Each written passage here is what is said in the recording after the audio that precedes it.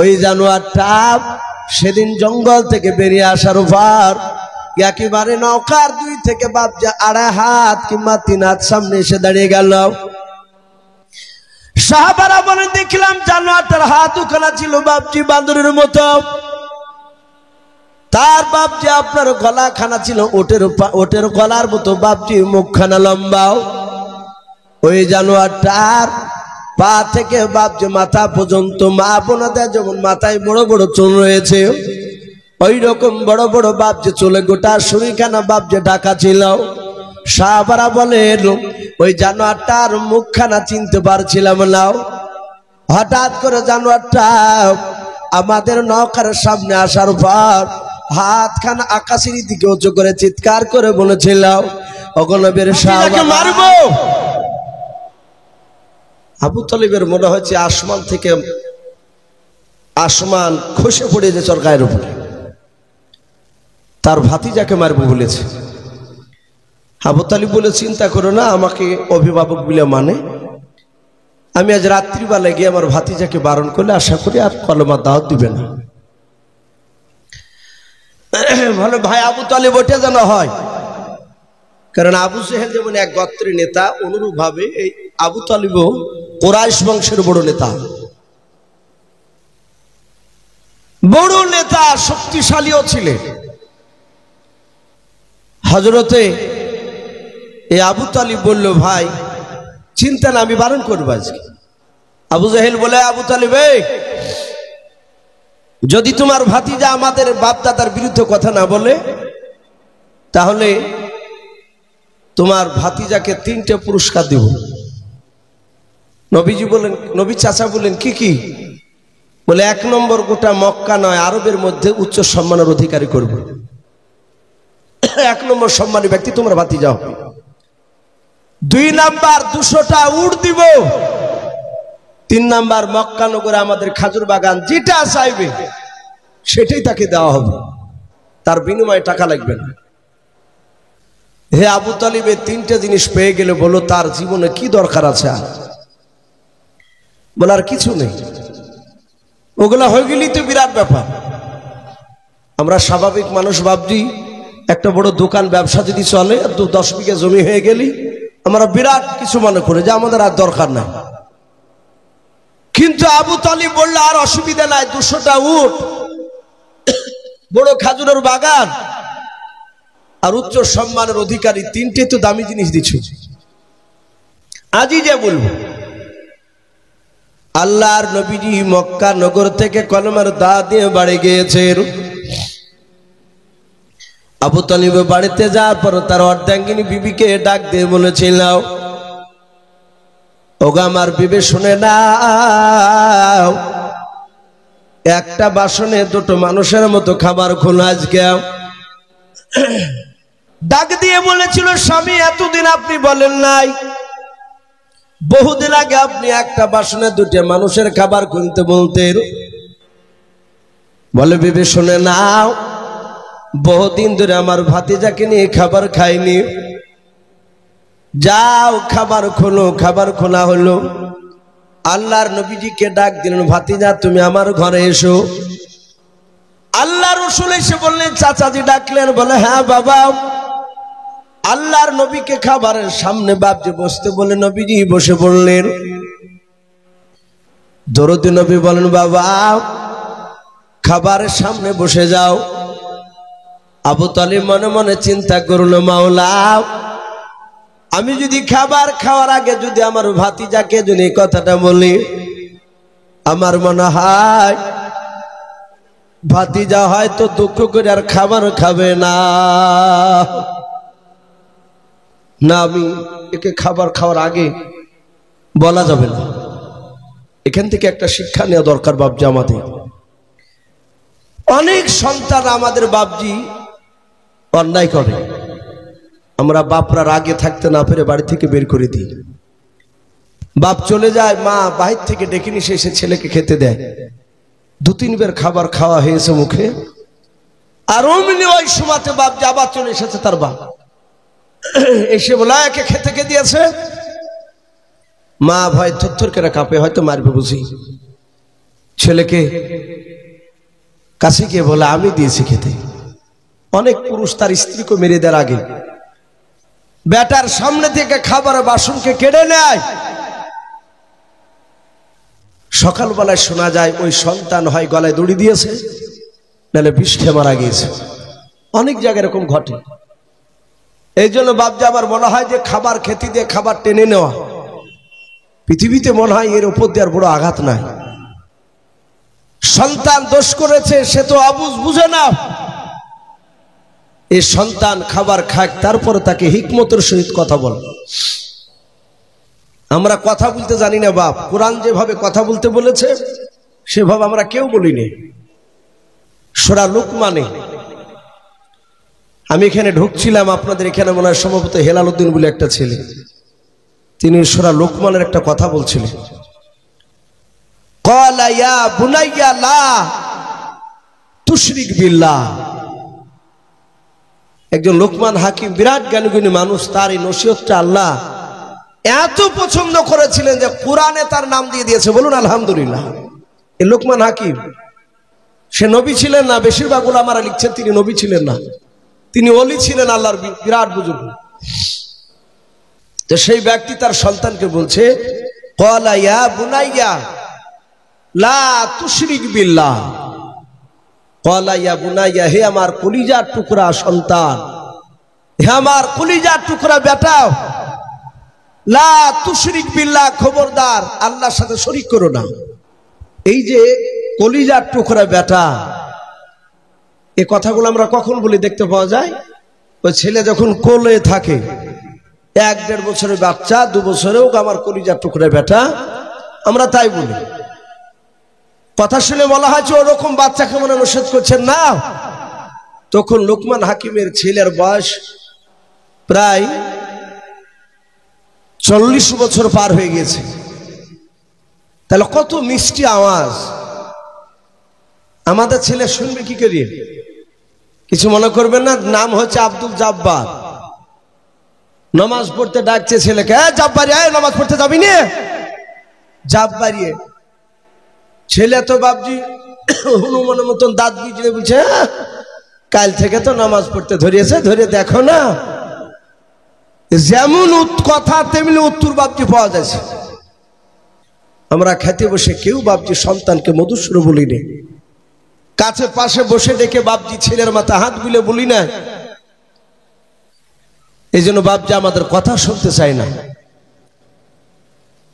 আমি বলছিলাম হযরতে আবু তালিব চিন্তা করছে, আগে যদি খাওয়ার আগে যদি ওই আবু জেহেলের কথাগুলো বলি, আমার ভাতিজা হয়তো রাগ করে আঘাত করে হয়তো আর খাবার খাবে না।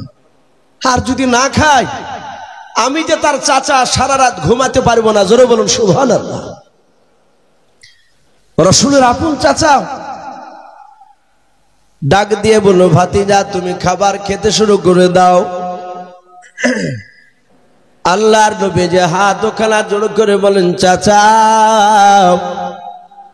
আপনি ভালো জানেন ওই 8 বছর বয়স আমার দাদা আব্দুল মুতালিব ইন্তেকাল করেছিলেন।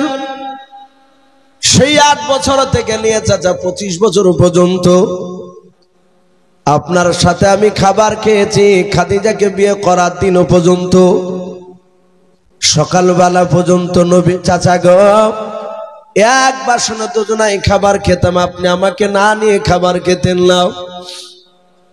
ওগো চাচা, আপনি জানতেন, আপনি আমাকে দেখেছিলেন, আপনি আগে খাবার না খেলে আমি খেতাম না। ওগো চাচা, আপনি আগে খাবার খান, তারপরে আমি খাবার খাবো।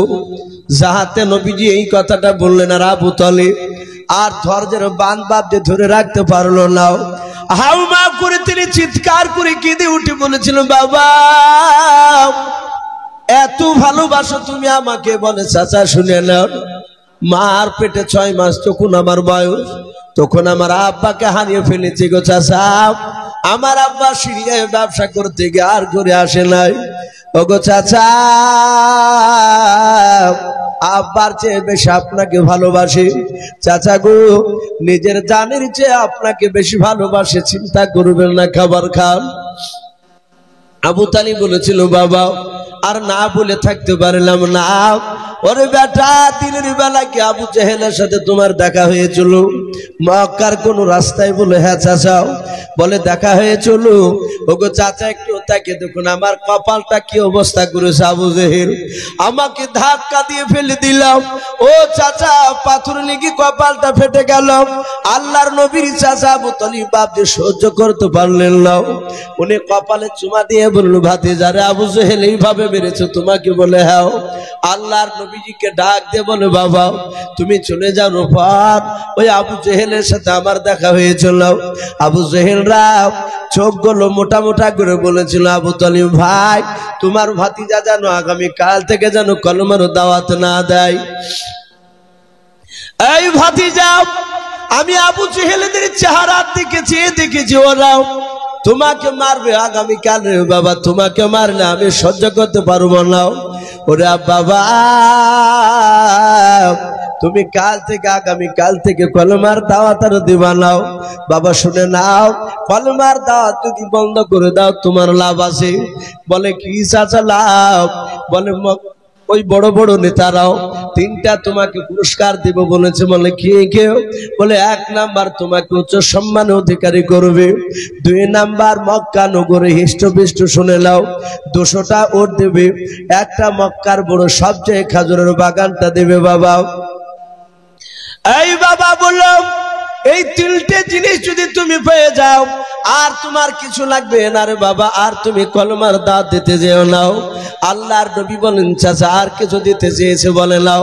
আল্লাহর নবী বলে চাচা শুনে নেন, আল্লাহর নবী জনাবে মুহাম্মদ রাসূলুল্লাহ সাল্লাল্লাহু তাআলা আলাইহি ওয়াসাল্লাম দরদে নবী ডাক দিয়ে বলেন চাচা যান শুনে নাও, শুধু মক্কার ওই 3টা জিনিস কেন, গোটা পৃথিবীর ধন সম্পদ যদি আমাকে যদি দিয়ে দেয় ও চাচা, তার সাথে সাথে যদি আসমান থেকে সূর্য পেড়ে নিয়ে এসে আমার ডান হাতে যদি মক্কার নেতারা দিয়ে দেয় ও চাচা, মক্কা নগরের লোকেরা চাঁদ পেড়ে নিয়ে এসে যদি আমার বাম হাতে দিয়ে দেয় ওগো চাচা খুদার কসম কেরা বলে শুনে নেন, আপনাকে সামনে রেখে আমি আল্লাহর কাছে ওয়াদা করেছি, শুনে নেন হক কথা কলমার দাওয়াত দেওয়া বন্ধ করব না। বলুন সুবহানাল্লাহ। রাসূল বলেন এই চাচা আমি হক কথা কলমার দাওয়াত বন্ধ করব না। যাহাতে রসুলের কথা বললে আর আবু জেহেলের চোখ দুটো নয়, আবু তালিবের চোখ দুটো কুখের মতো লাল হয়ে গেল। ও তো বড় নেতা, তাতে রসুলকে মানে না, নবীকে ভালোবাসে, নবীর সুন্নাতের উপর আমল করে নাই।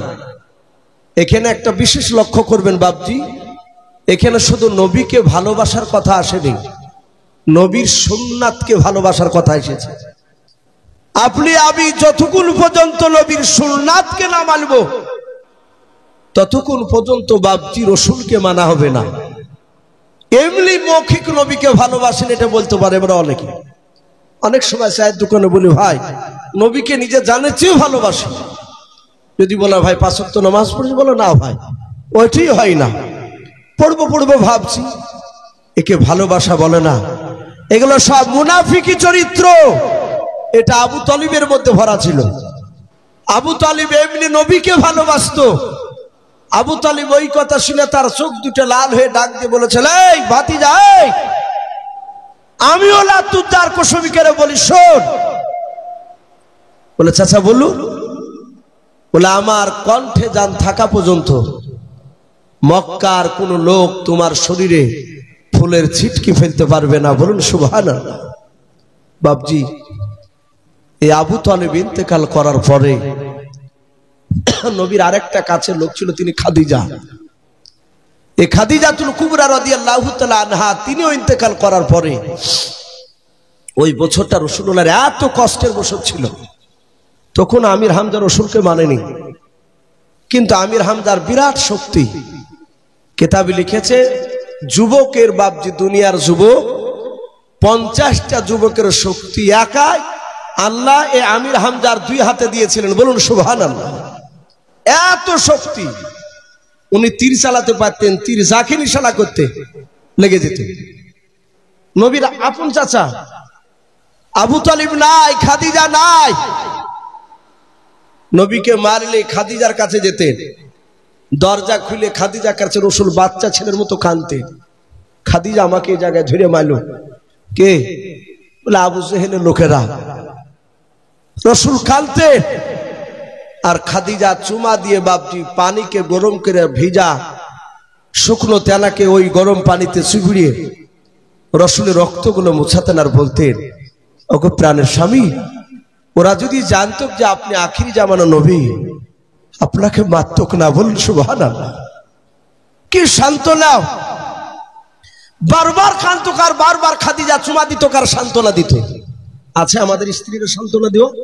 একবার আপনি কালীপুরের মোড় থেকে মার খেয়ে বাড়িতে যায়, পরীক্ষা করে কিংবা মিথ্যে করে যে বুঝলে যে আমাকে অমুক লোক মারলো, আর অমনি বুঝবে যে লাখ শুয়ে ফাটিয়ে দিতে পারো নি। এই হচ্ছে আমাদের উত্তর বিবিধি। আর যদি আবার বলো যে না পারবো না, তাহলে আমার চুরি গেলাম, তুমি হাতে দিয়ে ঘুরে বেড়াও গা, মেয়ে ছেলে মেয়ে দিবে সাথে হাতে।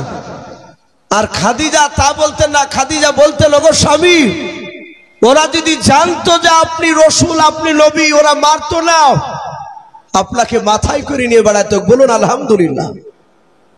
বাপজি আমার সোনা লালেরা, তার সান্ত্বনা দেওয়া মানুষটাও নাই।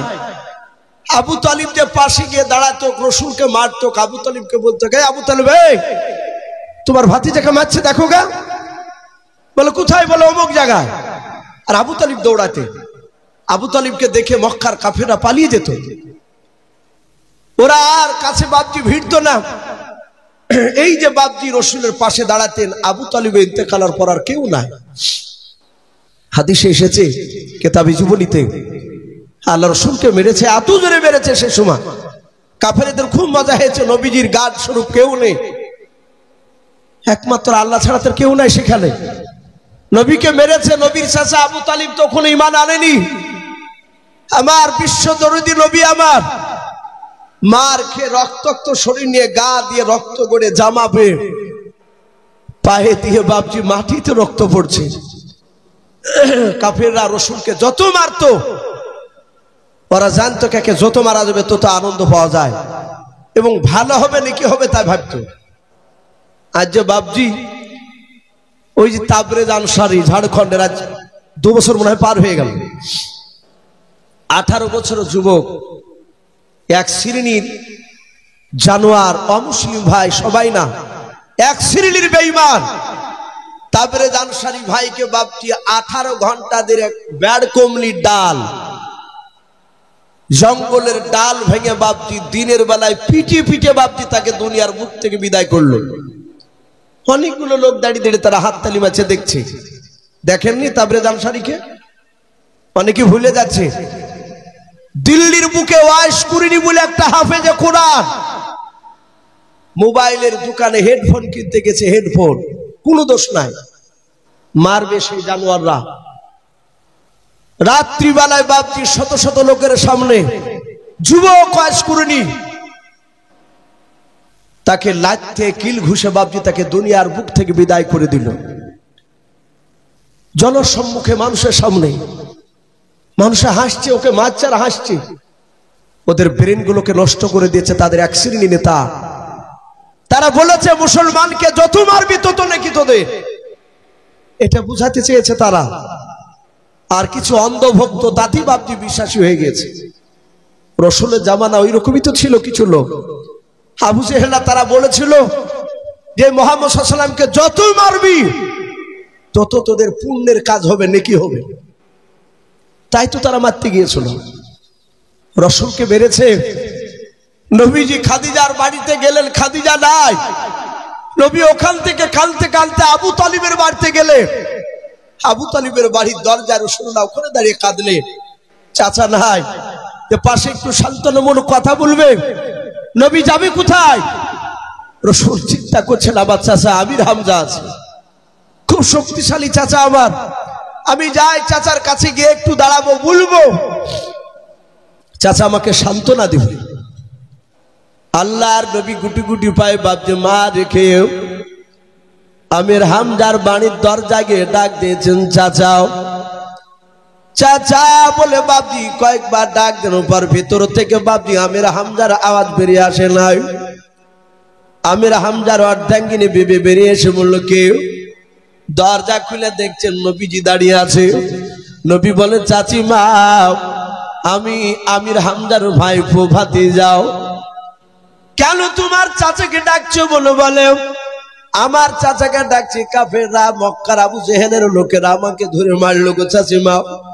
দেখেন শরীর দিয়ে রক্ত ঝরতেছে।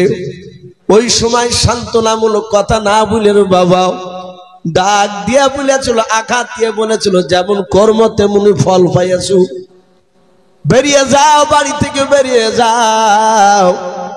নবীর চাচাকে বাড়িতে বাপজি বসতে বললো নাও। নবীর চাচিমা বললো নাও।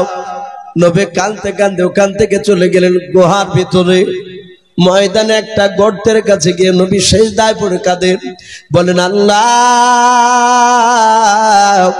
আমি মনে হয় তোমার দিনকারে টিকাতে পারবো না। যেইভাবে উঠে পড়ে লেগেছে বিরোধিতা করতে আবু জেহেলের লোকেরাও, আল্লাহর নবী বাপটি ডুকরে ডুকরে কাঁদে, রক্তাক্ত শুরু নিয়ে রে বাবা। আমির হামজা জানে না আল্লাহ বলেছেন, মাইয়াহদিহিল্লাহু ফালা মুদিল্লা লাহু ওয়া মা ইউদ্লিলহু ফালা হাদিয়া লাহু। আমার আল্লাহ বলেছেন, বান্দা, আমি যাকে হেদায়েত বানাবো পৃথিবীর মানুষ কেউ নাই তাকে বাপকে গুমরা বানাতে। আল্লাহ বলেন, আমি যাকে গুমরা বানাবো পৃথিবীর মানুষ কেউ নাই বাপকে তাকে হেদায়েত বানাতে। আল্লাহর নবীজি বাপজি ওইদিকে কাঁদছে, আমির হামজার দিলে বাপজি নূরের বাতি আল্লাহ জানিয়ে দিয়েছেন। বলুন সুবহানাল্লাহ। আমির হামজা মাঠে জঙ্গলে গিয়েছিল হরিণ শিকারি করতে বাবা। একটা হরিণকে দেখে বাপনি তীরখানা নিশানা করে হরিণকে বাপনি শিকার করবে, মারতে যাবে। যাহাতে বাপনি তীরখানা ছুটতে যাবে, আল্লাহর কুদরতে বাপনি হরিণের জবান দিয়ে রে বাবা মানুষের মতো কথা বলতে লাগলো। বলুন সুবহানাল্লাহ। ওই হরিণটাই পেছন দিক থেকে ঘুরে ডাক দিয়ে বলেছিল, গো নবীজির চাচা আমির হামজা, আমাকে স্বীকার করো না, আমাকে তুমি মেরো না, তোমার ভাতিজার পাশে গিয়ে দাঁড়াও গা। বলুন সুবহানাল্লাহ।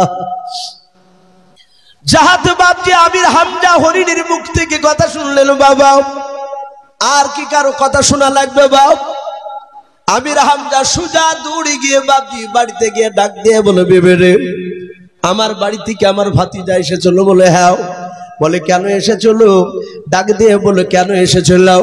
বলে, এসেছিল মক্কার লোকেরা তাকে ধরে মেরেছে, আমাদের বাপ দাদার বিরুদ্ধে কথা বলে বেড়ায়, তা তুমি ভালোই জানো। আমির হামজা বলে, হ্যাঁ তা ভালো জানি।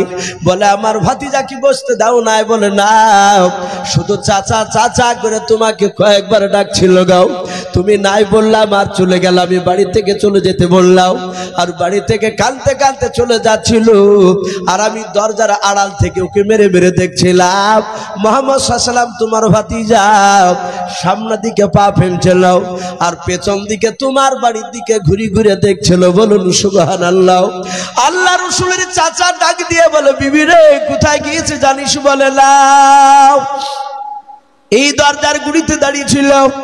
আল্লাহ রাসূলের চাচা তাকে দেখে বাপজি রক্তের ছাপ লেগে আছে, ঠোপে ঠোপে রক্ত রসুন যেই দিকে গিয়েছিল বাবা। নুরানি চেহারাতে বাপজি কাফেররা মেরেছে, তাদের দ্বিধাবোধ হয়নি, তারা রসুলকে বাপজি এত জোরে জোরে মেরেছিল। আল্লাহর নবীর চাচা বাপজি পায়ের নিশানা দেখে দেখে চলে গেল। আল্লাহর নবী জনাবে মুহাম্মদ রাসূলুল্লাহ সাল্লাল্লাহু তাআলা আলাইহি ওয়াসাল্লাম সিজদারত অবস্থায় আছে। আমার আমির হামজা আল্লাহর নবীর কাছে যাওয়ার পর পিঠে হাত দিয়ে বলেছিল, সিংহের মতো গর্জন দিয়াও, ওরে ভাতিজা আর কান্না করতে হবে না, তোমার চাচা আমির হামজা তোমার পাশে দাঁড়িয়ে গেল। বলো, কার মায়ের এত কোলে যাও যে আমার ভাতিজাকে মেরে রক্তাক্ত করে দিয়েছে? এই ভাতিজা, তুমি একটি বার শুধু নাম করে দাও, তার মুখে তীরখানা দিয়ে দিয়ে তীরখানা বের করে দেব।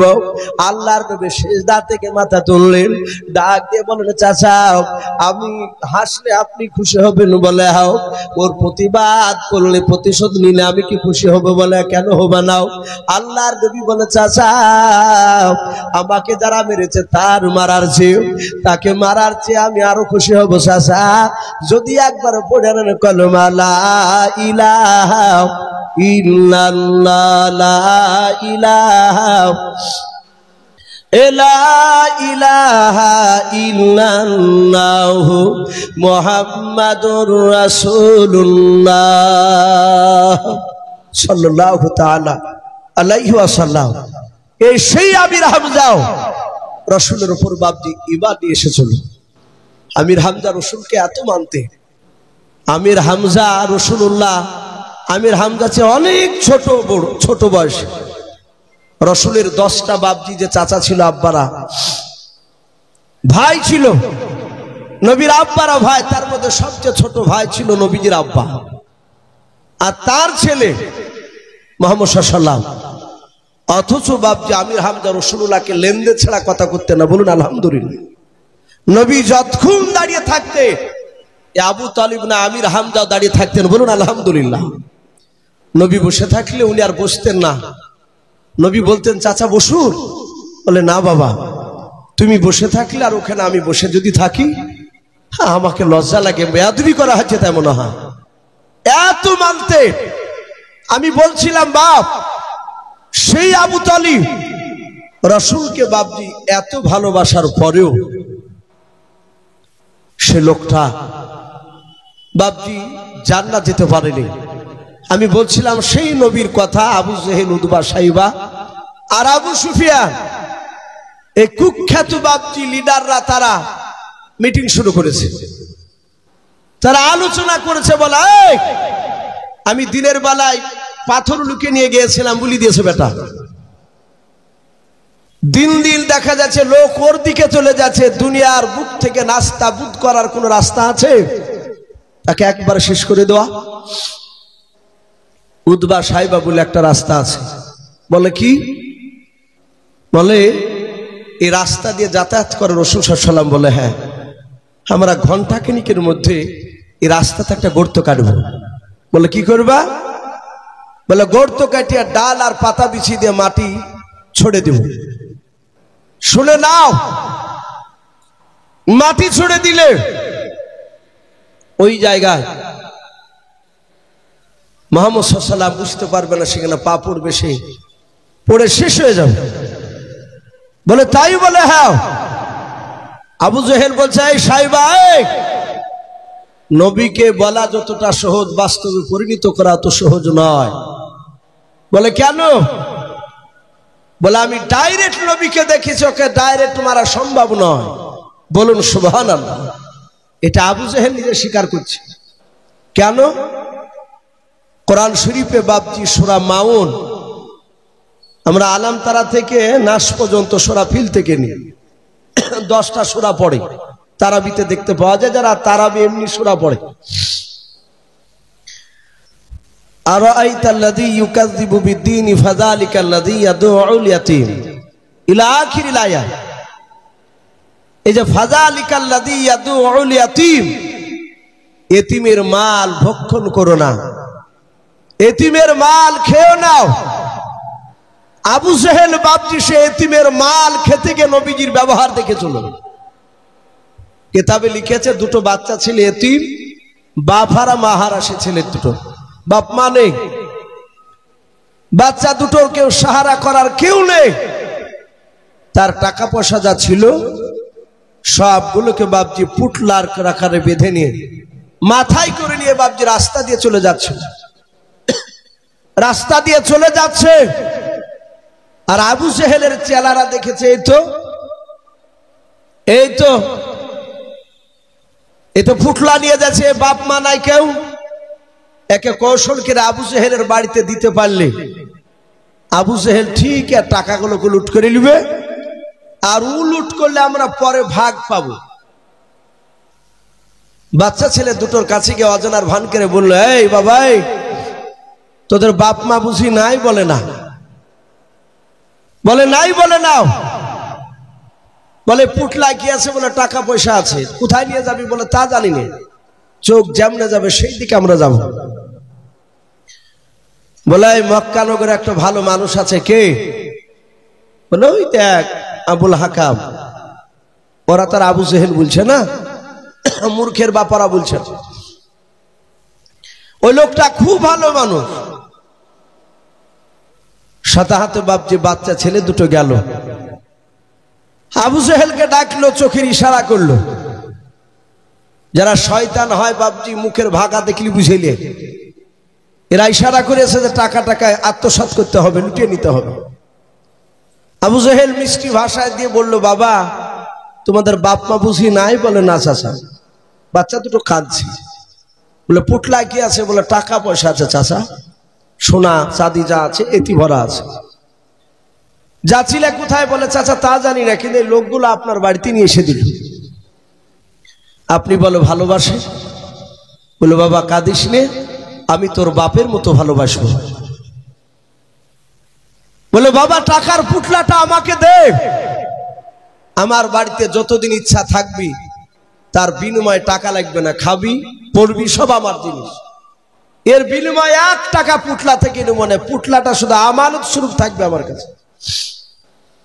বলে চাচা আপনি তো খুব ভালো মানুষ। বলে হ্যাঁ, ওরা টের পাবে যে কতটা ভালো তা। ছেলে দুটো বলে প্রথম দিন গেল, দ্বিতীয় দিন গেল, তৃতীয় দিন গেল, 4 দিনকার দিন ওই বাচ্চা 2 ভাই খেতে বসেছে। 1 থেকে 2 বার করে লোকমা মুখে দিয়েছে খাবার। আর আবু জেহেল ঘর থেকে তলোয়ার বের করে নিয়ে এসে ডান হাতে তলোয়ার ধরেছে, বাম হাত দিয়ে খাবারের বাসনগুলো কেড়ে নিল। কেড়ে নিয়ে ডাক দিয়ে বলে, এই এক্ষুনি বাড়া বাড়ি থেকে, বেরো বাড়ি থেকে। বাচ্চা ছেলে দুটো বলেছিল, চাচা এরকম তো কথা ছিল না আপনার।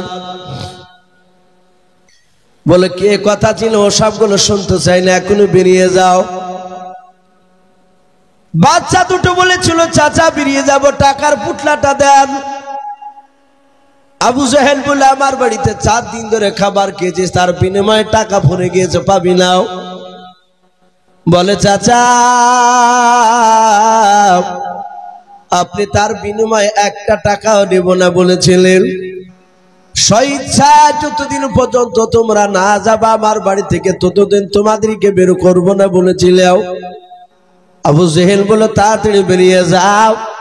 গলায় ধাক্কা দিয়ে টাকার পুটলার দিল না, কেড়ে নিয়ে বাপজি বের করে দিলাও।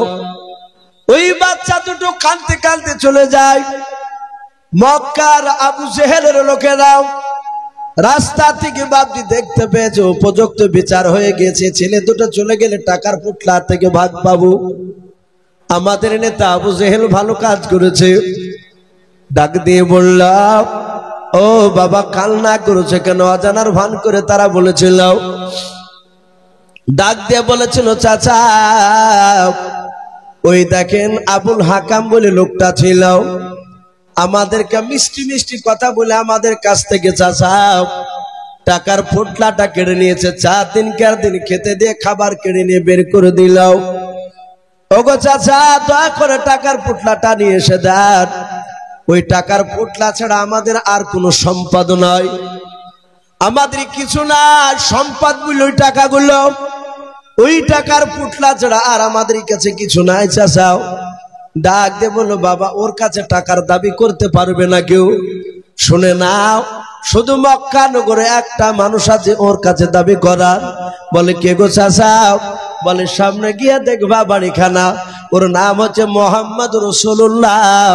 বলুন সাল্লাল্লাহু তাআলা আলাইহি ওয়াসাল্লাম। ওরা জানে তো নবীর কাছে গেলি নবী বিচার নিয়ে আসবে। মক্কার আবু জেহেলদের লোকের বাপটি তাদের একটা উদ্দেশ্য ছিল, কেন নবীর নাম করা, যে রাসূলত্বের বিরোধিতা করে আবু জেহেল রাত দিন মারবো করে। আমাদের 1 নম্বর দুশমন মুহাম্মদ সাল্লাল্লাহু আলাইহি ওয়াসাল্লাম। আর ওই আবু জেহেল রাসূলকে মারার চেষ্টা করে। আমি যদি টাকার পুটলার কথা একটু দেখে দিই, মুহাম্মদ সাল্লাল্লাহু আলাইহি ওয়াসাল্লাম আবু জেহেলের বাড়িতে যাবে। আর আবু জেহেলের বাড়িতে গেলি আবু জেহেল দরজা বন্ধ করে দিয়ে ওকে আচ্ছা করে পিটাবো। মুহাম্মদ সাল্লাল্লাহু আলাইহি ওয়াসাল্লামকে মারবে আর আমরা দূর থেকে হাত তালি মেরে মেরে আনন্দ করব। ওরা গাছের জঙ্গলে বাপজি খেজুর গাছ রয়েছে, গাছের আড়ালে তারা সবাই মিলে এক একটা গাছ এক একটা বেঈমান দাঁড়িয়ে আছে। আড়াল থেকে দেখছে, কি করে দেখে, বাচ্চা ছেলে দুটো নবীর কাছে গিয়ে বলেছিল, ও আল্লাহর নবী জনাবে মুহাম্মদ রাসূলুল্লাহ সাল্লাল্লাহু তাআলা আলাইহি ওয়াসাল্লাম, আমার টাকার পুটলা কেড়ে নিয়েছে। নবী বললেন, কে গো বাবা? বলে, মক্কার ওই দেখেন বাড়িটা। আবুল হাকাম বলে নাম ওই ব্যক্তির। আল্লাহ রাসূল বলেন, তোমরা দুই ভাই কি দাবি করিতে পারবা?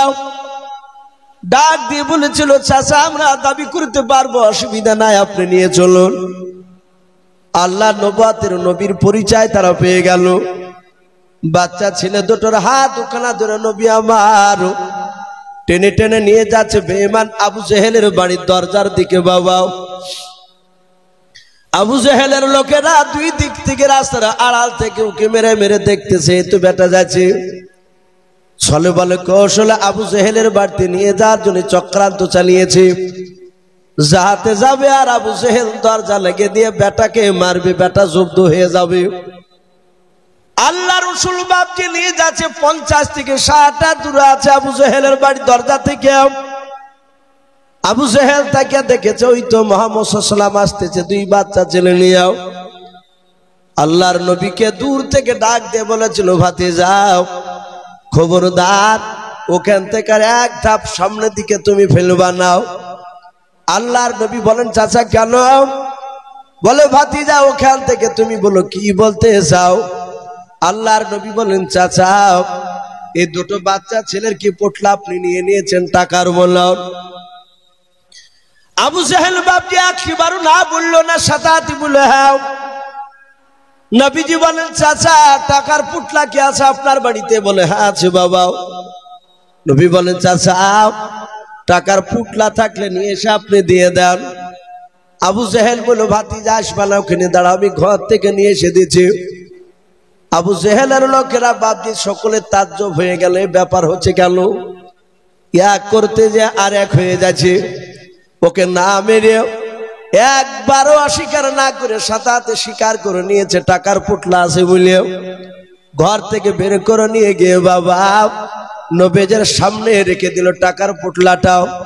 মায়ের নবী দরদি নবী জনাবে মুহাম্মদ রাসূলুল্লাহ সাল্লাল্লাহু তাআলা আলাইহি ওয়াসাল্লাম নবী আমার ডাক দিয়ে বলেছিলেন, বাবা দেখো তোমাদের সঠিক টাকাগুলো আছে কিনা এতে পুটলাতে। না 2-4 টাকা বের করে নিয়েছে। আবু জেহেল যদি বের করে নেয় সেটার ব্যাপারে আবার আবু জেহেলকে জিজ্ঞাসা করা হবে। বাচ্চা দুই ভাই টাকার পুটলা খুলে দেখে বলেছিল, চাচা ও নবীজি আবু জেহেল একটাও টাকা নেয়নি। বলে, নাও। আল্লাহর নবীজি নিয়ে চলে গেলেন। কিতাবে পাওয়া যায় আবু জেহেলের লোকেরা কাছে গিয়ে বলেছিল, ভাই আবু জেহেল আজ বুঝতে পারলাম তোমাদের চাচা ভাতিজার সঙ্গে গোপনে তোমাদের বন্ধুত্ব রয়েছে। আবু জেহেল আজ তোমাদের চালাকি ধরতে পেরেছি। আবু জেহেল দেখলে এরা তো শুনবে না। আবু জেহেল বলল, ভাই এই মক্কা নগরীর লোকেরা আমার বন্ধুরা, আমার যে সবচেয়ে দুশ্মন তোমাদের নাই মুহাম্মদ সাল্লাল্লাহু আলাইহি ওয়াসাল্লাম। বলে, নাও। তোমাদের চেয়ে আমার দুশ্মন বেশি? বলে, হ্যাঁ।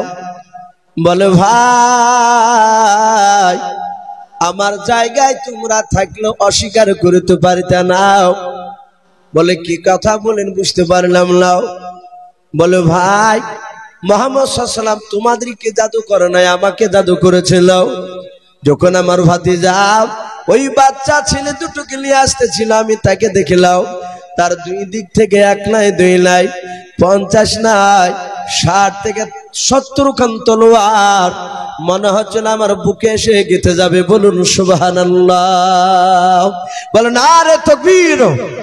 এ বেঈমান আবু জেহেল এটা জানতো। বলেছিল, একবার যদি না বলতাম তাহলে 60-70 খান তলোয়ার সব আমার বুকে চলে আসতো। তাই তলোয়ারের ভয় আমি স্বীকার করে নিয়েছি। আমি কি একবার স্বীকার করা বান্দারে ভাই? বলে, তাইলে ঠিক আছে। আবু জেহেল এটা বাপজি জানতো যে মুহাম্মদ সাল্লাল্লাহু তাআলা আলাইহি ওয়াসাল্লাম নবীজি ডাইরেক্ট রাসূলকে বাপজি মারতে পারা যাবে না, এটা জানতো আবু জেহেল। বাপজি অনেক চেষ্টা করেছিল বেঈমান আবু জেহেল। লাস্টে রাসূলুল্লাহ তার নাম বলেছিল, তোর নাম আজ থেকে আবু জেহেল, তুই মূর্খের বাপ। নবীর দিলকে মানে না, সেই কারণে বাপজি আমি বলছিলাম যে একটু দাজ্জাল ব্যাপারে একটু কথা আপনাদের সামনে তুলে ধরবো। রাত্রি প্রায় 10টা বাজতে চলল। আমার বিশ্ব নবী জনাবে মোহাম্মদ রাসূলুল্লাহ বলুন সাল্লাল্লাহু তাআলা আলাইহি ওয়াসাল্লাম ভবিষ্যৎবাণী, আমাদের এটা আকীদা, একমাত্র বাপজি গায়বের খবর, একমাত্র আমরা জানি গায়বের খবর আল্লাহ রাব্বুল আলামিন জানেন। বাপজি আমার বিশ্বনবী রহমতের নবীকে আল্লাহ রাব্বুল আলামিন জিবরিলের মারফতে অনেক বাপজি ভবিষ্যতের কথা রব্বুল আলামিন জানিয়ে দিয়েছিলেন। বলুন আলহামদুলিল্লাহ। কিয়ামতের আগে আল্লাহ রাসূল সাল্লাল্লাহু তাআলা আলাইহি ওয়াসাল্লাম অনেক আলামত বাপজি ঘটবে সেগুলো বলে দিয়েছে। আজ বর্তমান নবী বলেছেন কিয়ামতের আগে 8টা 10টা গ্রাম মিলে একটা ইমানদার মানুষ খুঁজে পাওয়া যাবে না। বর্তমান আপনি খুঁজেন গা, ইমানদার মানুষ পাওয়া খুব কঠিন।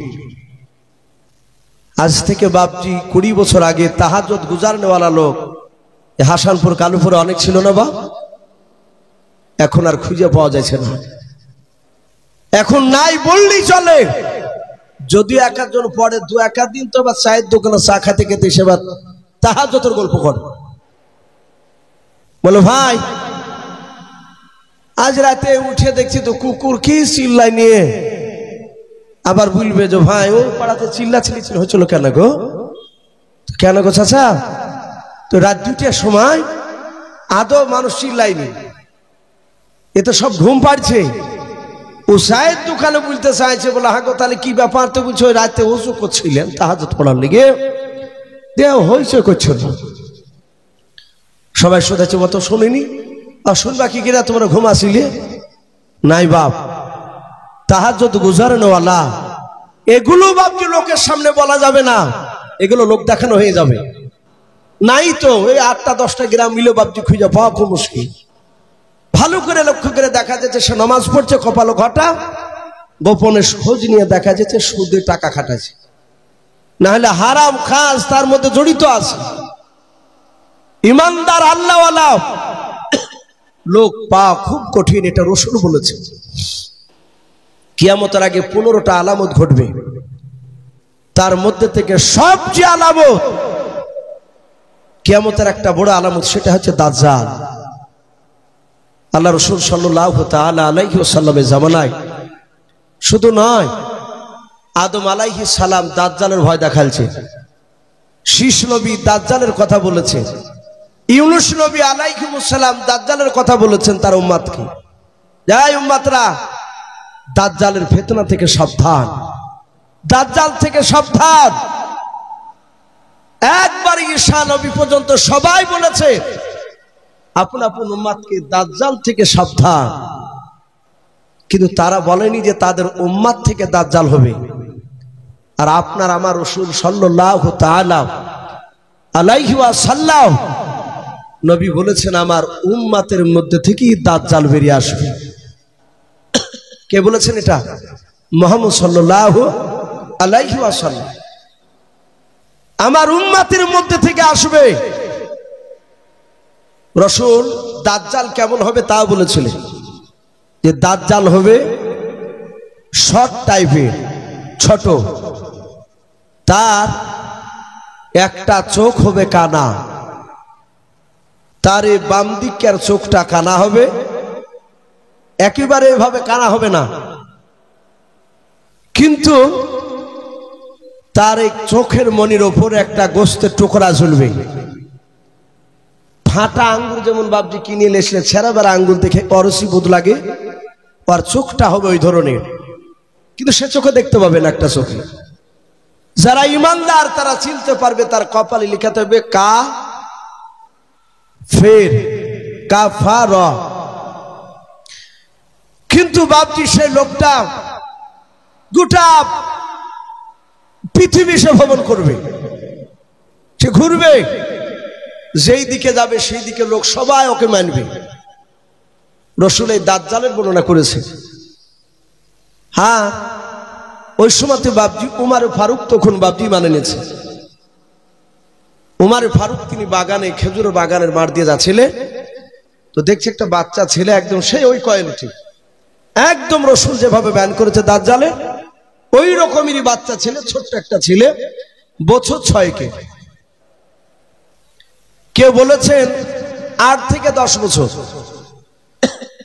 ওই বাচ্চাটা বাগানে খেলা করছিল, লোকেরা বলা বলি করছে বাচ্চা ছেলেটা অন্তরের খবর বলে দেয়। বলুন আস্তাগফিরুল্লাহ। অন্তর খবর কে বলে? আমার আল্লাহ। উমার ফারুক ছেলেটার কাছে গিয়ে কয়েকটা পরীক্ষা করলেন। এটা আজীব ব্যাপার, এ তো বলে দিচ্ছে অনেক কথা। আল্লাহ রসুল ছিলেন, রসুলকে গিয়ে বলেন হুজুর, মক্কা নগরে খাজরা বংশের একটা বাগানে, খাজুর বাগানে একটা বাচ্চা ছেলে, আপনি মনে মনে যা বলবেন তা বলে দিছে। বলে তাই নাকি? বলে হ্যাঁ। সাথে হাতে রাসূলুল্লাহকে উমার ডেকে নিয়ে গেলেন। ডেকে নিয়ে যাওয়ার পরে রাসূলুল্লাহ পা টিপে টিপে টিপে টিপে বাবজি ফেললেন যেন বুঝতে না পারে। এই ছিল মুখ ছিল। নবী গিয়ে পেছনে গিয়ে ভাবে বাচ্চা ছেলেটার হাত দিলেন। ঘটনাটা সম্ভবত বুখারীতে এসেছে। যাহাতে হাত দিলেন, নবী বলেন কে? আমি বলো তো, গলাটা একটু অন্য নকল করি। ছেলেটা বলে দিল তুমি আব্দুল্লাহর সন্তান মুহাম্মদ সাল্লাল্লাহু আলাইহি ওয়াসাল্লাম। নবী দেখলেন তো বলি দিল নাম আমার। নবী বলেন আমার দিলে কি বলছে বলধেনি তুই? বাচ্চাটা বলে আপনি এই কথা বলছিলেন। নবীর সাথে মিলল না। নবী বললেন এই অন্তর খবর বলবে কি করে? এ বলতে পারবে না। আন্দাজে একটা কথা বলতে যে হয়ে যায়, এর কাছে একটা জিন আছে। উমারে ফারুক বলেন এই লোকটাকে আস্তে আস্তে হঠাৎ করে উধাও হয়ে গেল। ওই বাচ্চা ছেলেটাকে আর কেউ দেখতে পায় না, মক্কা নগরে কেউ দেখতে পায় না। নবী মসজিদে নববীতে আলোচনা করছিলেন, যেমন আপনারা বসে আছেন। অনেকগুলো সাহাবায়ে কেরাম ছিলেন। নবী ওই দাজ্জালের ব্যাপারে আলোচনা করতে করতে বলেন সাহাবারাও, আমার উম্মতের মধ্যে থেকে দাজ্জাল বেরিয়ে আসবে, খবরদার তোমরা দাজ্জালের কথা শুনবা না। যারা শুনবে তারা জাহান্নামী হবে, আর যারা দাজ্জালের কথা শুনবে না তারা জান্নাতি হবে।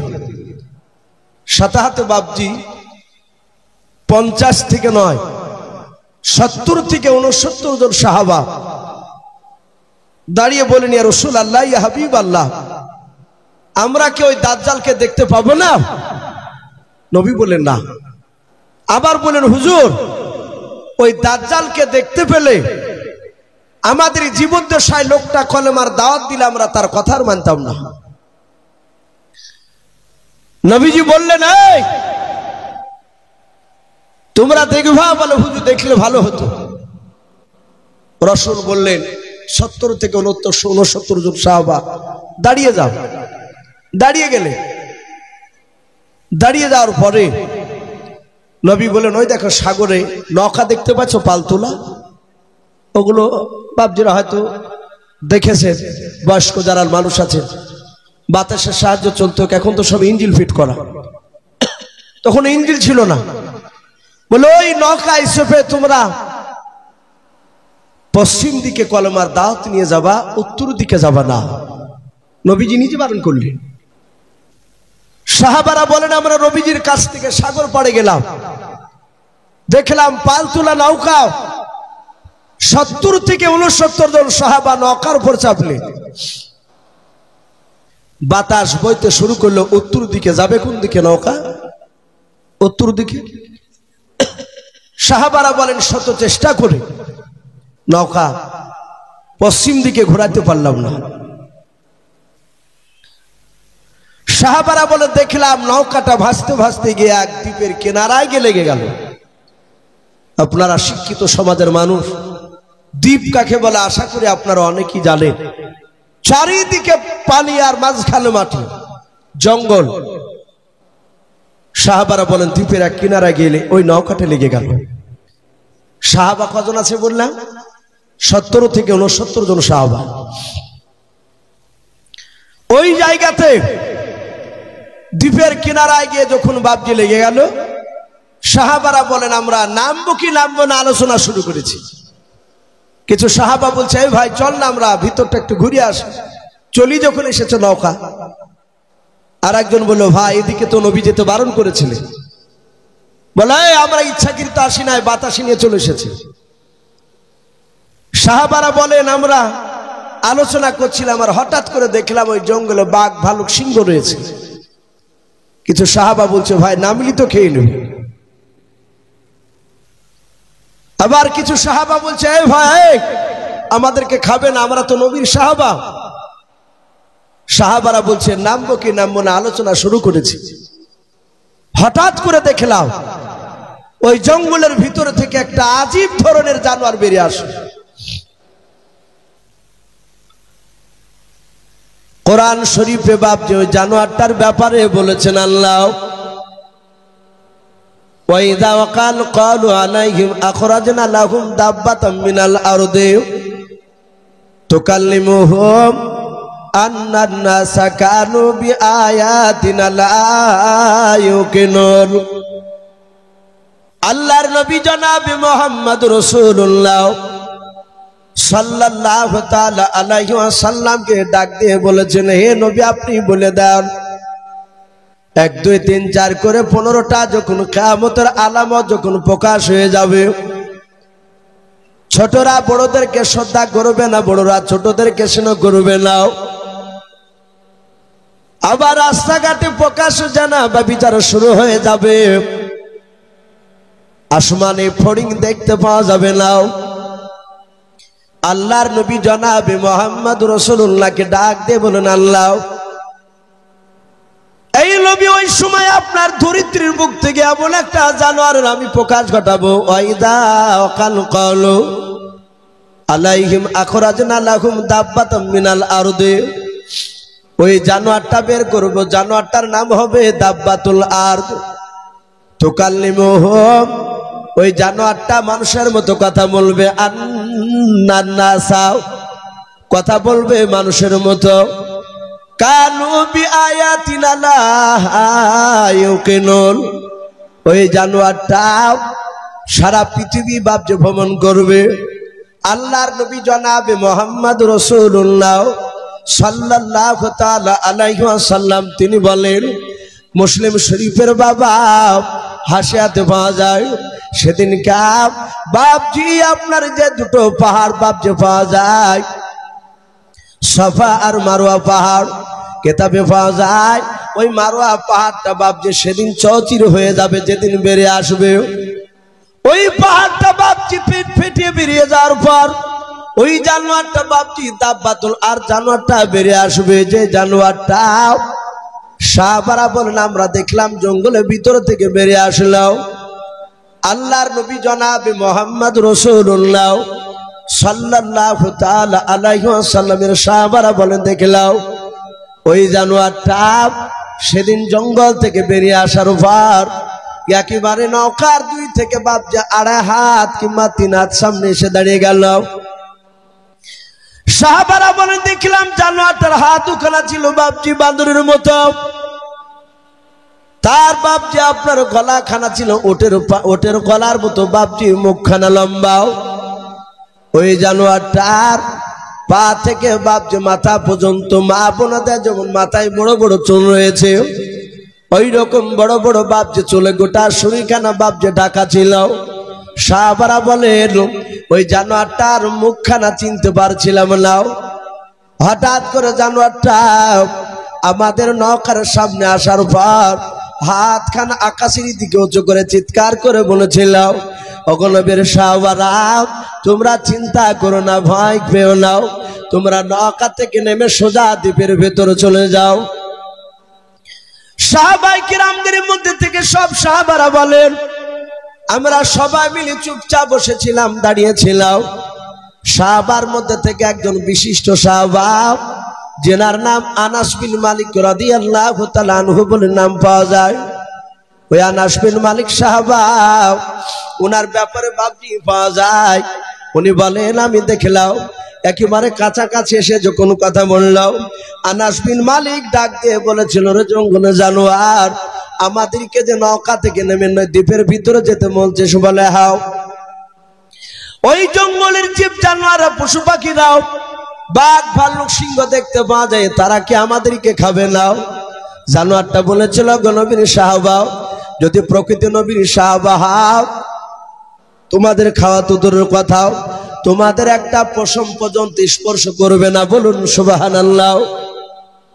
আল্লাহর নবীর সাহাবা বলল, গো জানোয়ার, এই নৌকা থেকে নেমে দ্বীপের ভেতরে গিয়ে আমরা কি দেখবো?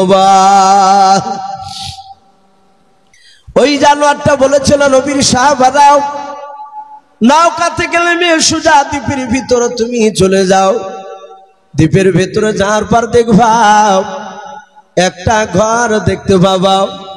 ওই ঘরে দরজা শিকল লাগানো আছে, দরজাটা খুলবাও। খোলার পর ভেতরে আর একটা দরজা দেখতে পাবা, ওই দরজার শিকলটা খুলবাও। আর একটা দরজা দেখতে পাবা, 3 নাম্বার দরজার শিকলটা খোলার পর তোমরা দেখবা একটা মানুষ ওই ঘরের ভিতরে ভরা আছে, তার সাথে তোমরা কথা বলে এসো। সাহাবারা বলে, জানোয়ার যেভাবে বললো সেইভাবে আমরা চলে গেলাম। ঘরের ভিতরে ঘর, তার ভিতরে ঘর, তার ভিতরে যাওয়ার পর দেখলাম জঙ্গলের বাপজি আপনার জানোয়ারটা নাই। ওই জানোয়ারটা যেভাবে বাপজি বলেছিল সেভাবে দেখলাম, ঘরের ভিতরে ঘর, তার ভিতরে ঘর। 3 নাম্বার ঘরের দরজা কেনা খোলার পর একটা মানুষ দেখলাম, তার হাত ওখানা বাপজি গলার সাথে জিঞ্জিরি দিয়ে বাঁধা ছিল, তার পা দোকানা দেখলাম কাঠের সাথে বাঁধা আছে জিঞ্জিরি দিয়াও। সঙ্গে সঙ্গে বাপজি জানোয়ারটা নাই। সাহাবারা বলেন, আমরা ওই লোকটার দিকে তাকিয়ে চারিদিকে বাপজি গোল করে দাঁড়া পড়ে ঘিরে আমরা দাঁড়িয়ে গেলাম, চিন্তিত হয়ে গেলাম। চারিদিকে পানি, বাঘ ভাল্লুক সিংহ, জঙ্গলের ভিতর ঘর, তার ভিতর ঘর, তার ভিতর ঘর, তার ঘরের ভিতরে এই মানুষটা জিঞ্জিরি দিয়ে বাঁধা। এই লোকটাকে কে খাবার খেতে দেয়? চিন্তা হবে না ভাব? স্বাভাবিক চিন্তা হওয়ার, একে কে খেতে দেয়? সাহাবায়ে কেরামরা বলে, দেখলাম আমরা কেউ কাউকে কথা বলি না, চুপচাপ দাঁড়িয়েছিলাম। সভাপতি ভাই যিনি আছেন, ভাই 10টা 15 বাজতে চলো, ঠান্ডার সময়, আমার পরের বক্তাকে একটু রেডি করে নিয়ে আসলে একটু ভালো হয়। তা আমি বলছিলাম, সেরা বলে যে আমরা কেউ কাকে কথা বলছিলাম না। ওই জায়গাতে দেখলাম ওই জিঞ্জিরি দিয়ে যে বাঁধা ছিল, সেই লোকটা সঙ্গে সঙ্গে ডাক দিয়ে বলল, তোমাদের বাড়ি কোথায়? ডাক দিয়ে বলল যে আমাদের বাড়ি হচ্ছে মদিনা শরীফে। বলুন আলহামদুলিল্লাহ, মদিনা শরীফে। সাহাবারা বলেন, আমরা যাহাতে মদিনা বললাম। আর ওই লোকটা বলে, তোমাদেরকে কয়েকটা প্রশ্ন করব, তোমরা উত্তর দিতে পারবা? বলো ভাই, যদি উত্তর দেওয়ার মতো হয় তাহলে উত্তর দিব, আর না পারলে আমাদের নবীর কাছ থেকে জেনে এসে বলে যাব। বলে তাই? বলে হ্যাঁ। বলে তোমাদের সত্যিকার বাড়ি মদিনা শরীফে? বলে হ্যাঁ। বলে মদিনা শরীফে একটা লোক নবুয়ত দাবি করেছে, তার নাম মুহাম্মদুর রাসূলুল্লাহ। বলুন সাল্লাল্লাহু আলাইহি ওয়াসাল্লাম। ও নবীকে ছিল? এরা সবাই বলে আমরা সেই নবীরই তো আমরা উম্মত, আমরা সাহাবাতা। বলে গ্রামের লোকেরা তাকে কেমন নবী বলে মানে? বল। ডাক দিয়ে বলেছিল সবাই মানে। বলে সবাই মানে? বলে হ্যাঁ। বাপজি সবাই মানার কথা আলোচনা করতে গিয়ে একটা বাচ্চা ছেলের কথা তুলে ধরলে।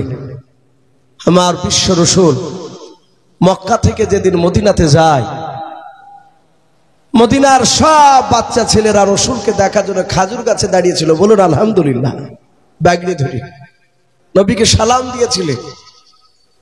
নবী খুশি হলেন, বিশ্ব নবী, দরদি নবী আমার। ওখান থেকে দেখলেন একটা বাচ্চা ছেলে রাসূলুল্লাহর পাশ যাচ্ছিল। নবী আমার 4.5 বছরের বাচ্চা ছেলেটাকে হাত দিয়ে ধরলেন। আমার দরদি নবী হাত দিয়ে ধরে বাচ্চা ছেলেকে বুকের সাথে জোরে জোরে নবী কাদার বলেন বাবা। নবীর কান্না দেখে 4 থেকে 4.5 বছরের বাচ্চা ছেলেটাও কাঁদছিল মদিনার। আল্লাহর নবী বলেন বাবা, মক্কার লোকেরা আমাকে চিনতে পারে না, আমাকে থাকতে দেয় না রে বাবা। মক্কার মানুষের আমাকে তাড়িয়ে দিয়েছে, আমি মক্কা থেকে পালিয়ে এসেছি তোমাদের দেশে। ওরে মদিনার বাবা, বলো তোমরা কি মদিনা থেকে আমাকে তাড়িয়ে দিবা? আমাকে কেমন ভালোবাসো বলো। ওই 4 বছর থেকে 4.5 বছরের ছোট্ট বাচ্চা ছেলেটা কেঁদে কেঁদে বলেছিল নবী। আল্লাহর নবীর চোখের পানিটা ভাবছে বাচ্চা ছেলেটা হাত দিয়ে মুছে দিলেন। কাদার বলে নবী গো, আপনাকে জীবনে আমরা মৃত্যুর পর মক্কাতে মদিনা থেকে যেতে দেব না, বলুন সুবহানাল্লাহ।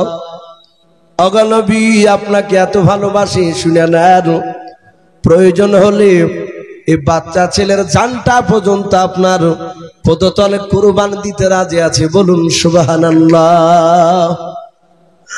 ডাক দিয়ে বলেন এই ছিল রাসূলুল্লাহর ভালোবাসা। মদিনার ছোট বড় সবাই ভালোবাসে। ওই যে জিন্দিগিতে বাধা ছিল সে জিজ্ঞাসা করছে, বলে তোমরা তাকে সত্য নবী বলে মানো? বলো মানে। বলে মদিনার সবাই মানে? বলে হ্যাঁ, মদিনার সবাই মানে। লোকটা বলল আসলে তো সত্য নবী মানবে না কেন? বলে যা, এক্ষুনি চলে যা, এক্ষুনি বেরিয়ে যা এখান থেকে। সাহাবা বলে আমরা দেখলাম কোথায় নবীজির বাড়ি, আর এই দ্বীপের ভিতরে, এখান থেকে রাসূলুল্লাহর খবর দিচ্ছে, চলে যাওয়াটাই ভালো হবে। যদি বিপদ আবার ঘনিয়ে আসে, এর বিপরীত যদি কিছু হয়ে যায় খারাপ, সাহাবারা বলেন আবার বাতাস নিয়ে এসে আমাদেরকে যেখান থেকে চেপেছিলাম সেই নদীর কিনারায় এসে লেগে দিল, চলে গেলাম। নবীজি বলেন সাহাবা তোমরা কি পশ্চিম দিকে কলমার দাঁত নিয়ে গিয়েছিলে?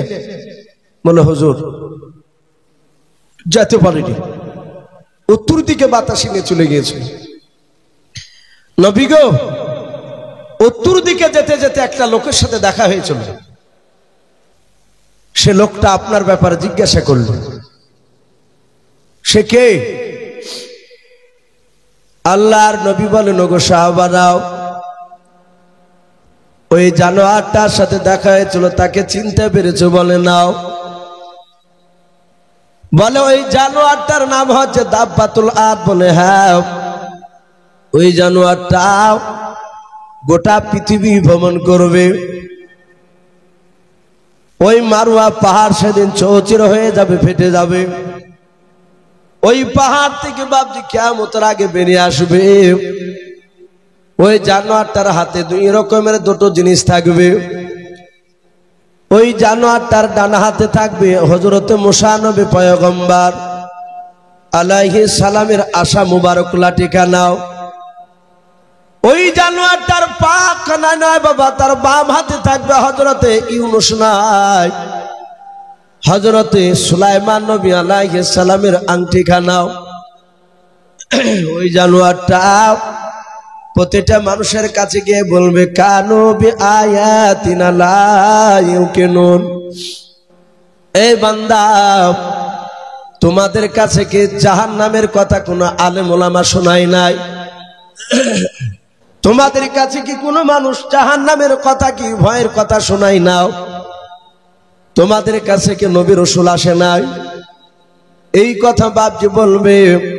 বলার পর যার কপালে বাপজি দাগ টেনে দিবে ওই ব্যক্তি চিরতরের মতো বাপজি জান্নাতে চলে যাবে।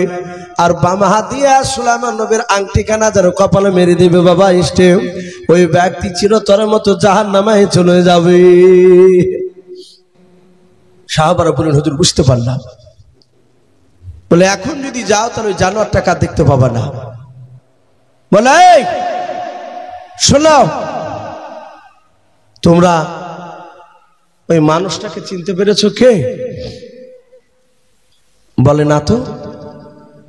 সাহাবা, কয়েকদিন আগে দাজ্জাল সম্পর্কে বলছিলাম, যে লোকটা আমার কথা জিজ্ঞাসা করেছে তার একটা চোখ কি কানা দেখেছো? বলে হ্যাঁ, কানা দেখতে পেয়েছি।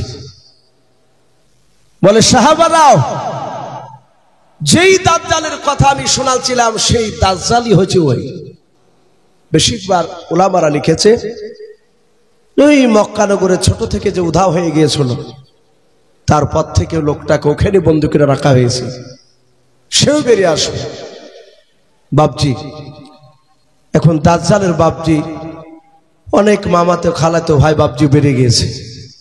তা আমি আপনাদের সকলকে বলবো, বাপ, আল্লাহ আমাদের সকলকে যেন দাজ্জালের ফিতনা থেকে যেন হেফাজত করুন। বলুন আল্লাহুম্মা আমিন, আল্লাহুম্মা আমিন। ভাই যাই হোক, প্রতিটা বাপজি ভাইকে আমার বলার উদ্দেশ্য এই যে বাপজি আমরা 5 ওয়াক্ত নামাজ পড়বো। বলুন ইনশাআল্লাহ। ভাই, নামাজ ছাড়া গতি নাই। আজকে জালসা বাপজি দিয়েছে, যুবক ছেলেরা মেন উদ্দেশ্য হচ্ছে বাপজি গ্রাম থেকে কার আব্বা, কার মা, কার দাদা দাদি, নানা নানি অনেকে চলে গিয়েছে আমাদের। তারা অন্ধকার কবরে বাপজি চাতক পাখি না চেয়ে আছে। আমরা জানি না তারা কবরে কোন অবস্থায় শুয়ে আছে। কবরবাসীরা বাপজি তারা চেয়ে থাকে যে একটু আমার জন্য হয়তো দোয়া করবে। অনেক মানুষ তো বাপজি ডাইরেক্ট কবর জিয়ারত করা নিষেধ বলছে যে যাওয়া যাবে না। এটা ভুল কথা ভাই। 10:30 বাজতে ছিল, তখনই তো বললাম ভাই নিয়ে আসেন। 10:30 বাজছে, আমারও 2 ঘন্টার অনেক পার হয়ে গেছে ভাই। আর একটু কথা বলতে অসুবিধা হচ্ছে, অনেকে বুঝতে পারছে, বারবার শিলেশা চলে এসছে বলা। তো ভাই যাই হোক, আমি বলছিলাম যে আপনার মৃত্যু ব্যক্তির কবরে রাসূল বলেছেন মাঝে মাঝে কবরে যাও। নবীজি প্রথমে কবর জিয়ারত করা নিষেধ বলেছেন, তারপরে নবী আবার অনুমতি দিয়েছে। কবরে গেলে মওতের কথা স্মরণ হয়। বলুন আলহামদুলিল্লাহ। কিন্তু এখন বাপজি উল্টো হয়েছে। এখন মাটি দিতে গেলে যত দুনিয়ার গেল্লা ওই কবর গায়ে হয়েছে। দেখেন, আমরা দেখেছি দাঁড়িয়ে থাকলে কিছু মানুষ গেল্লা করার লেগে, কথা বলার লেগে সুর করে মৌলবীদের কাছে আসে। একা দাঁড়িয়ে থাকবেন আর 5 জনা যাবে, গেলি উঠবন্তি কথা আলোচনা শুরু হয়ে যাবে। বাপজি, এগুলো আপনি আমি লোককে জায়গা দিই বলে মানুষরা কথা বলার সুযোগ পায়। মানুষ আসবে, সরিয়ে আসবে, আর আপনি আর একটু দূরে সরিয়ে যাবে, যে বলবেন ভাই একটু দোয়া দরুদ পড়ব। ওর কথাতে কান না দিলে দেখবেন এখানে গেল্লার আসবে না। আমরা কবরের চিন্তা করি নাই। আল্লাহ রাসূল বলেছেন কবরের কাছে মাঝে মাঝে যাও, কবর দেখলে তোমার মওত স্মরণ আসবে। ওই কবরে সব বেটা বাপজি শুয়ে আছে, খুবই খতরনাক ভয়ঙ্কর কবর। তাই প্রতিটা বাপজি ভাইকে বলবো, ভাই আমরা 5 ওয়াক্ত নামাজ পড়ব। বলুন ইনশাআল্লাহ। নামাজ আল্লাহ রাসূল এত গুরুত্ব দিয়েছে। মোবাইল পড়ে গেছে, যাক ভাই, একটা মোবাইল আর একটা চাবি পড়ে গিয়েছে। যাদের হয়তো হারিয়ে গিয়েছে ভাই, পড়ে গিয়েছে, তারা হয়তো একটু অনেক চিন্তিত অবস্থায় আছে, স্টেজের উপর আছে। সঠিক প্রমাণ দিয়ে আপনারা সভাপতির কাছ থেকে এই মোবাইল একটা আর একটা চাবি নিয়ে যাবেন। কোনো বাপজি কোনো ভাইয়ের যদি পড়ে যায়, আপনারা এখানে এসে সঠিক প্রমাণ দিয়ে নিয়ে যাবেন। পাওয়া গেছে একটা মোবাইল আর একটা চাবি। তো ভাই আমি বলছিলাম নামাজ এত কঠিন। রাসূল বলেছেন নামাজ হচ্ছে আমার দিলের ঠান্ডা। বলুন আলহামদুলিল্লাহ। রাসূল যখন মওতের শয্যায় ছটফট করছিলেন, ইন্তেকালের 3 দিন আগে, মা আয়েশা সিদ্দিকা রাদিয়াল্লাহু তাআলা আনহা রাসূলকে এভাবে ধরে আছে। হযরতে রাসূল বাপজি নামাজ পড়াতে যেতে পারেননি 17 ওয়াক্তের ফরজ নামাজের। বলুন আলহামদুলিল্লাহ। নবী জিন্দা অবস্থায় 17 ওয়াক্তের ফরজ নামাজের ইমামতি করতে পারেনি, মাথার যন্ত্রণায়। নবীজির বাপজি বন্ধু আবু বকর সিদ্দিক রাদিয়াল্লাহু তাআলা আনহু তিনি নামাজ বাবজি ইমাম হিসাবে নামাজ পড়াচ্ছিলেন। কিতাবে লিখেছে আসরে নামাজের টাইম পার হয়ে যাচ্ছে, রসুল বেরোচ্ছে না ঘর থেকে। রসুলের ঘরটা হুজরাখানা আর মসজিদে নববীর ঘর একটাই দেওয়াল ছিল, দেওয়াল একটা দরজা ছিল, দরজার পারে রসুলুল্লাহর ঘর, ওই পারে মসজিদে নববী। সাহাবারা লক্ষ্য করলে নবী আসছে না কেন? আবু বকর সিদ্দিক রাদিয়াল্লাহু তাআলা আনহু আর সব সাথী ভাইরা আল্লাহর নবীজির দরজায় সালাম দিলেন। নবীজির বাপজি দরজা থেকে উত্তর মেরে আসলো। আল্লাহর নবী বলেন, আয়েশা এখনই তুমি পর্দার আড়ালে চলে যাও, আমার কাছে সাহাবারা আছে, কথা বলবে। মা আয়েশা সিদ্দিকা রাদিয়াল্লাহু তাআলা আনহা তিনি আড়ালে চলে গেলেন। সাহাবারা সবাই নবীর কাছে গিয়ে বলল, হুজুর আসরের নামাজের টাইম পার হতে চললো, নবী আপনি কেন যাচ্ছেন না? নবী আমার কাদার বলেন, সাহাবারা আমি মাথার যন্ত্রণায় আর দাঁড়াতে পারছি না, আমি ইমামতি করতে পারবো না। তোমাদের মধ্যে হযরত আবু বকরকে ইমাম করে নামাজটা পড়িয়ে না। আবু বকর হাওমা করে কাঁদছেন, বুঝতে পেরেছেন আর মৃত্যুর আগ পর্যন্ত নবীকে আমরা ইমাম হিসাবে নামাজ পড়তে পাবো না। আল্লাহর নবী জনাবি মুহাম্মদ রাসূলুল্লাহ সাল্লাল্লাহু তাআলা আলাইহি ওয়াসাল্লাম তার জামাই উসমান গনি রাদিয়াল্লাহু তাআলা আনহু, আলী রাদিয়াল্লাহু তাআলা আনহু আস্তে করে বললেন, হুজুর আবু বকরকে ইমামতি করতে দেন না, আবু বকরের দিলটা নরম, উনি নামাজে দাঁড়াতে গিয়ে ইমামতি করতে গিয়ে হয়তো বেহুশ হয়ে পড়ে যাবে। আপনি আমাদের বন্ধু ওমর ফারুক রাদিয়াল্লাহু তাআলা আনহুকে দেন। আল্লাহর নবী জনাবে মুহাম্মদ রাসূলুল্লাহ সাল্লাল্লাহু তাআলা আলাইহি ওয়াসাল্লাম নবী বলেন, সাহাবারা আমি আবু বকরকে ছাড়া কাউকে আমি দেব না, আবু বকর ইমামতি করবে। সবাই নবীর কথা শুনে বাপজি নামাজে চলে আসলেন। আবু বকর সিদ্দিক রাদিয়াল্লাহু তাআলা আনহু তিনি ইমাম হিসাবে বাপজি দাঁড়িয়ে গিয়েছেন। আসরের নামাজের তিনি ইমামতি করতে লাগলেন। আবু বকর আল্লাহু আকবার বলে বাপজি তাহরিমা বাদের নিয়াত করলেন। আমার আয়েশা নবীজিকে বাপজি ধরে আছেন। আল্লাহর নবী বলেন, আয়েশা কে নামাজ পড়াই রে? আয়েশা আয়েশা ডাক দিয়ে বলেন, ইয়া রাসূলুল্লাহ ইয়া হাবিবাল্লাহ, মসজিদে নববীতে ইমামতি করেছেন আমার আব্বাজান আবু বকর। নবী বলেন, আয়েশা একটু আস্তে করে দরজাটা খুলে দাও। দরজা খানা বাপজি খুলে দিলেন। আল্লাহ রাসূল বলেন, ওরে আয়েশা শুনে নাও, আমি সোজা হয়ে দাঁড়াতে পারি না রে আয়েশা, আমাকে পাঁজা মেরে একটু উঁচু করে তুলে ধরাও। আয়েশা বলেন, নবীজিকে পাঁজা মেরে ধরে একটু তুলে ধরলাও। নবী কাঁদছিলেন, চোখ দিয়ে নবীজির পানি ঝরছিল। যাহাতে নবীজিকে তুলে ধরলাম আর দেখলাম নবীজি কান্না করতে করতে তিনি হাসতে লাগলেন। আল্লাহর নবীজির অর্ধাঙ্গিনী বিবি আয়েশা সিদ্দিকা রাদিয়াল্লাহু তাআলা আনহা ডাক দিয়ে বলেন, ওগো আল্লাহর নবী, যে আপনি কাঁদতে কাঁদতে কেন হাসতেছেন বলেন? ওগো নবী,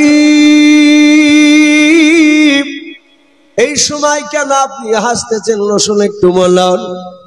দরদি নবী ডাক দিয়ে বলেন, আয়েশা শুনে নাও, এ হাসিটা দুঃখের হাসি নয় রে আয়েশা, এটা সুখের হাসি, আনন্দের হাসি।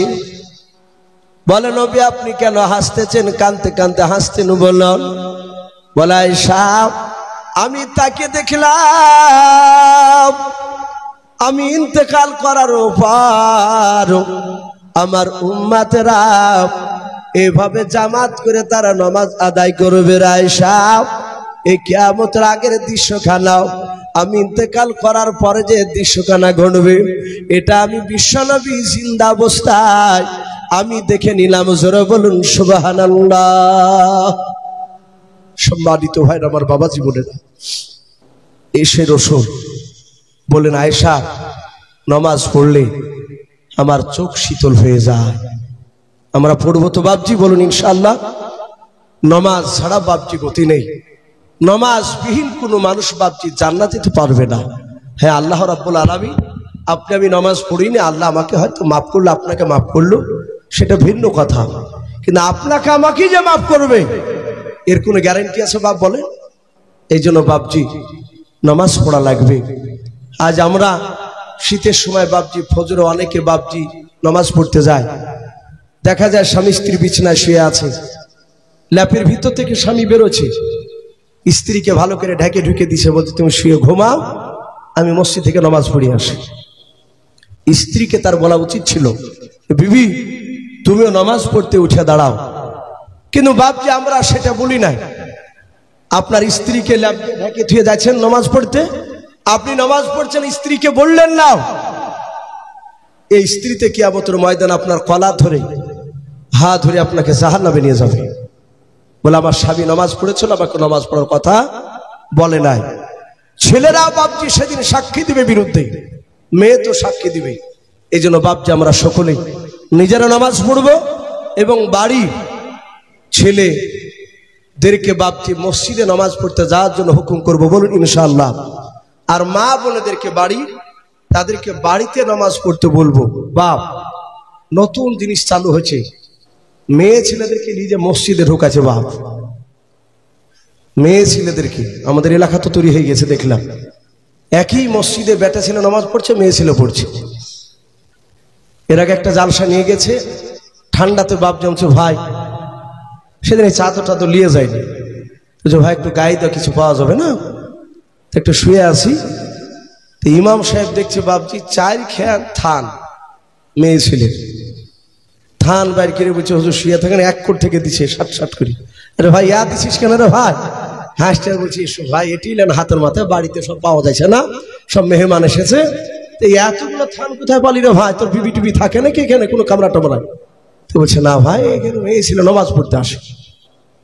বাপজি মেয়ে ছেলেকে আমরা মসজিদে যেতে দেবো না, আমরা মা বোনেদেরকে বাড়িতে নামাজ পড়তে বলবো। বলুন ইনশাআল্লাহ। আর বেটা ছেলেদেরকে বাপজি মসজিদে নামাজ পড়তে যেতে বলবো। হ্যাঁ, যদি কেউ মনে করে ফরজ নামাজ মসজিদে পড়বো, সুন্নাত নামাজ বাড়িতে পড়বো, এটা সাহাবারা করতেন। আল্লাহ রসুল বলেছিলেন বাড়িকে কবর বানায়ও না। তাই সাহাবারা বেশিরভাগ তারা সুন্নাত বাড়িতে পড়তেন, নফল বাড়িতে পড়তেন, ফরজ নামাজ মসজিদে জামাত আদায় করতেন। আবার কে কেউ বাপজি মসজিদে পড়তেন, কিন্তু বাড়িতে পড়লো গুনাহ নেই, ভালো। কিন্তু মা বোনদেরকে আমরা সাথে করে মসজিদে নিয়ে যাব না। বলুন ইনশাআল্লাহ। তাদেরকে বাড়িতে পড়ার জন্য হুকুম করব। ভাই আমার ভাইজান চলে এসেছে, আপনাদের সামনে মূল্যবান কথা উনি আলোচনা রাখবেন। যেহেতু ঠান্ডার সময় বাপজি আমরা ইনশাআল্লাহ ওনার শেষ দোয়া নিয়ে বাড়ি যাব। আল্লাহ রাব্বুল আলামিন বক্তা শ্রোতা সকলকে বেশি বেশি করে বলাচ্ছে বাপজি, শোনাচ্ছে, আমাদেরকে আমল করার তৌফিক দান করুন। বলুন আল্লাহুম্মা আমিন। বক্তা শ্রোতা সকলকে বাপজি দোয়া করি কোরআন এবং সুন্নাত অনুযায়ী আমল করার তৌফিক দান করুন। বলুন আল্লাহুম্মা আমিন, আল্লাহুম্মা আমিন। এই বলে বাপজি আমি আপনাদের কাছ থেকে বিদায় নিচ্ছি। ভাই অনেক কথা আলোচনা করেছি, বলার মধ্যে ভাষার মধ্যে যদি ভুল হয়ে যায় সকলে ছোট ভাই কিংবা ছোট ছেলে সবাই ক্ষমা করবেন। এই বলে বক্তব্য আমার এতে টানলাম। ওয়া আখিরি দাওয়ানা আনিল হামদুলিল্লাহি রাব্বিল আলামিন। আসসালামু আলাইকুম ওয়া রাহমাতুল্লাহি ওয়া বারাকাতুহু। আসসালামু আলাইকুম। ভাই ইসলাম দরদি আমাদের সামনে এখন উপস্থিত আসছেন, বক্তা রাখবেন জনাব হযরত মাওলানা মুফতি মোহাম্মদ সেলিমউদ্দিন আমজাদি সাহেব, গোপীনাথপুর নওদাপাড়া। উনি আপনাদের সামনে ওনার মূল্যবান বক্তব্য রাখবেন। আমরা মনোযোগ সহকারে